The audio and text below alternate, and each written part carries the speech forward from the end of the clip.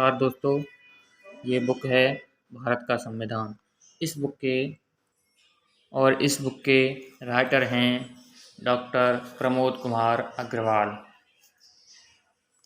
ये बड़े राइटर हैं, इन्होंने ही ये बुक लिखी है भारत का संविधान।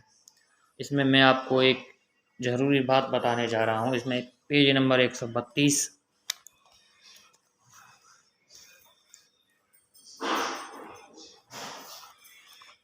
ये टॉपिक है मूल कर्तव्य, भाग 4 अनुच्छेद 51। इसके अंतर्गत हमारे कौन कौन से अधिकार होते हैं वो मैं आपको बताने जा रहा हूँ, तो वीडियो को एंड तक देखें और इस महत्वपूर्ण जानकारी को आप ग्रहण करें। तो आप इसमें देख सकते हैं कि अधिकारों के साथ साथ कर्तव्यों का घनिष्ठ संबंध है।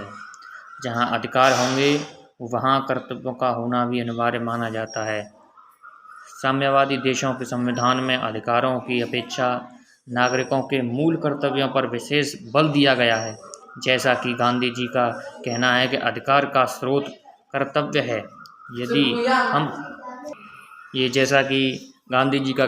अधिकारों का स्रोत कर्तव्य है। यदि हम सब अपने कर्तव्यों का पालन करें तो अधिकारों को खोजने हमें दूर नहीं जाना पड़ेगा।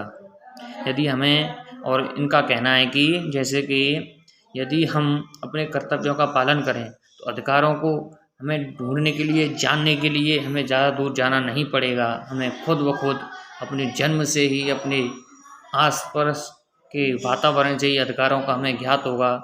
और इसी के साथ आगे बढ़ते हैं। यदि अपने कर्तव्यों को पूरा किए बिना हम अधिकारों के पीछे भागेंगे तो वे छलावे की तरह हमसे दूर रहेंगे। जितना उसका पीछा करते हैं वह उतनी ही दूर जाएंगे, यानी कि जितना हम उसका पीछा करेंगे वह उतनी ही दूर जाएंगे। यह अधिकारों के ऊपर बात हो रही है। जीवन रहने का अधिकार भी हमें तभी प्राप्त होता है जब हम विश्व की नागरिकता के कर्तव्यों को पूरा करते हैं। यह बात बिल्कुल सत्य है। यदि हम जीवन जीते हैं इस दुनिया में तो हमें विश्व की नागरिकता का कर्तव्य निभाना चाहिए, जिससे हम नागरिकता का कर्तव्य पूरा कर सकें। विश्व के प्रमुख लोकतांत्रिक देशों के संविधान को मूल कर्तव्यों का कोई स्पष्ट उल्लेख नहीं है। भारत के अंगीकृत संविधान में भी नागरिकों के मूल अधिकारों का उल्लेख तो किया गया था, किंतु उनके कर्तव्यों का निवारण नहीं किया गया। हालांकि भारतीय परंपरा एवं चिंतन धाराओं ने सदस्यों के कर्तव्यों पर उतना बल दिया।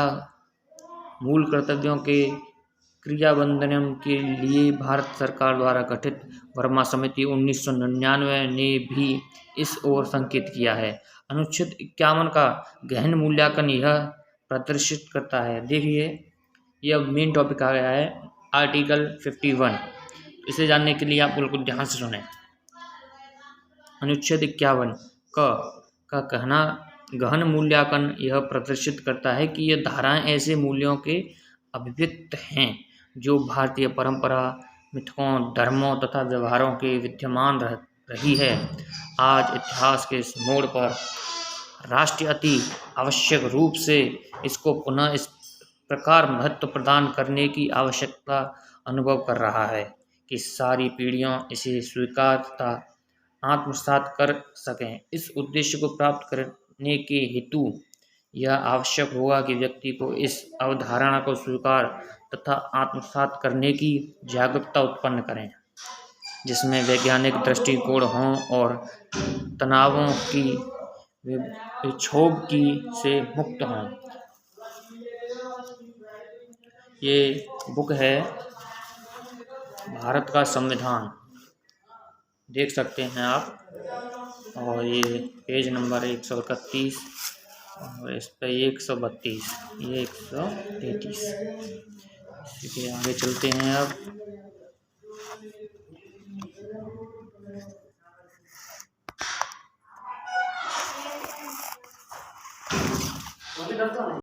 और इसी के साथ में आपके लिए एक महत्वपूर्ण एक टॉपिक और है जो आपको जानना बहुत आवश्यक है। ये सार्वजनिक संपत्ति की सुरक्षा। सार्वजनिक संपत्तियों की रक्षा करना प्रत्येक नागरिक का कर्तव्य है। इसके लिए उन्हें ऐसा कोई काम नहीं करना चाहिए जिससे सार्वजनिक संपत्ति को क्षति पहुँचे। सार्वजनिक संपत्ति जनता की संपत्ति होती है, उससे क्षति पहुँचाने का मतलब है अपनी संपत्ति की क्षति करना और उसकी रक्षा न करना। इसी प्रकार सार्वजनिक संपत्ति पर अप्रत्यक्ष समस्त नागरिकों का हक है। नागरिकों को भी हिंसा से दूर रहना चाहिए। यह भी इसी कर्तव्य के अंतर्गत उपबंधित है। इसका अभिप्राय यह है कि नागरिकों को व्यक्तिगत, सामाजिक, आर्थिक अथवा राजनीतिक किसी भी प्रकार की समस्या के लिए कभी हिंसात्मक रूप नहीं अपनाना चाहिए।